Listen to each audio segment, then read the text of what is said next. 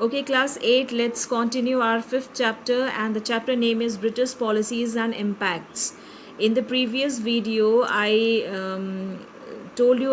explained you about the permanent settlement and the impact of permanent settlement. And not only that, I also told you about the various economic policies adopted by the British government. So today children will discuss about Rotwari system and Mahalwari system also. Right children? Okay, let's start. Children turn page number 62. So here we go. Rotwari system. Rotwari system was prevalent in most of the southern India, being the standard system of Madras Presidency.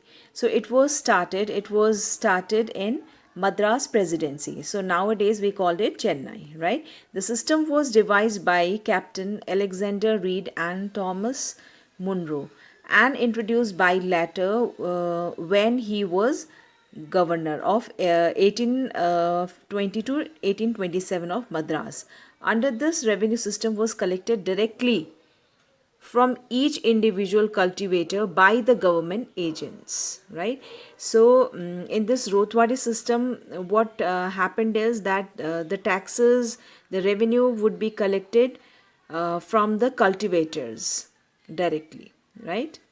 For this purpose, all the holdings were measured and assessed according to the crop potential and actual cultivation. The advantages of this system were the elimination of middlemen who often oppressed villagers and an assessment of the tax on land actually cultivated and not merely occupied. Offsetting these advantages were, so in this no middleman was there, right? So middleman means the mediator, the intermediator between the government and the cultivators. The middleman was not there. So this was the direct settlement which was made between the government and the riot. Right means the peasants, right? So it was introduced in Madras and was followed in Bombay, Karnataka and Mysore also, right? Now the next topic is the cost of detailed measurement and of individual collection. The government itself became a big zamindar. So here mediator is not there, but the government itself became a big zamindar, right? And the corrupt government agents started exploiting the poor peasants. So the corrupt government agents started exploiting the poor peasants. So in the that permanent settlement, what I told you that the zamindar, they became the like they had enormous power and they started exploiting the poor peasants. Now here there was no mediator, no middleman, no zamindars, no landlords, but here this government, they acted as a zamindar, itself acted as a zamindar, and what they did, they started exploiting the poor peasants, right? Now, next we have Mahalwadi system. In northern India, the system of land settlement varied according to the local practices. So, in northern India, this Mahalwadi system was prevalent, and this land system settlement varied according to the local practices in different ways, right? In UP, in western Uttar Pradesh, a settlement was made with the village communities which maintained a form of common ownership and came to be known as bhaichara, or with the mahals. Mahals means group of villages. So this settlement was actually made direct it was a settlement which was made with the village communities, right? Or you can say the direct settlement between the government and the village communities. And village communities means mahals, group of villages, or bhaichara.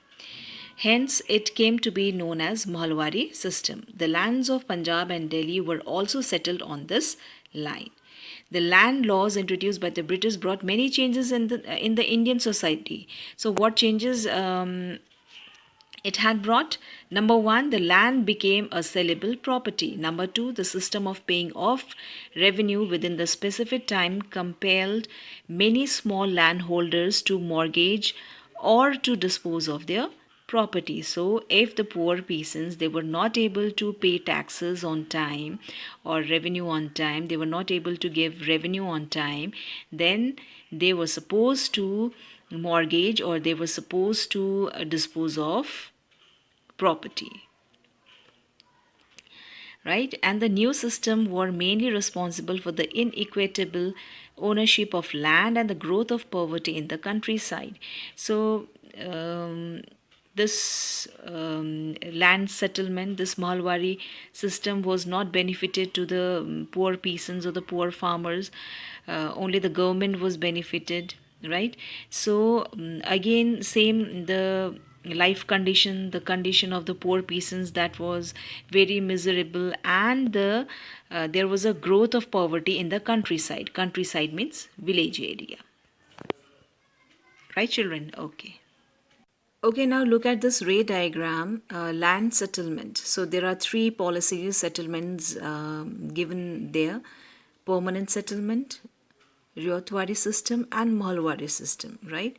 So now see the permanent settlement. Land was given to the highest bidder on a permanent basis. It was introduced in Bengal, Odisha, and Andhra Pradesh. So if we talk about permanent settlement, so permanent settlement is what? It's a settlement made between the government and the zamindar, landlords, right? Now see, Ryotwadi system, direct settlement was made between the government and the riot.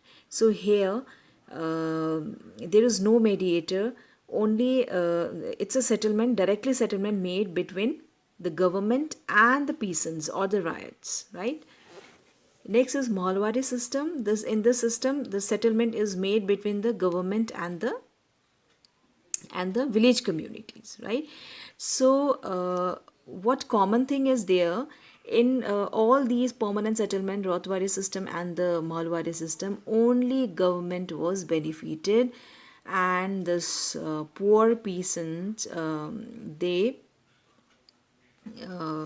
were exploited, and their living conditions was very pathetic, and they were not, frankly speaking, they were not benefited. Poor peasants, Indian peasants, were not benefited by this land settlement, permanent, Rotwari and Mahalwari system.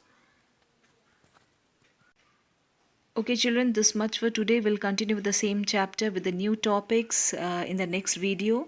And I suggest you to read chapter 5, page number 64 and 65. Thank you.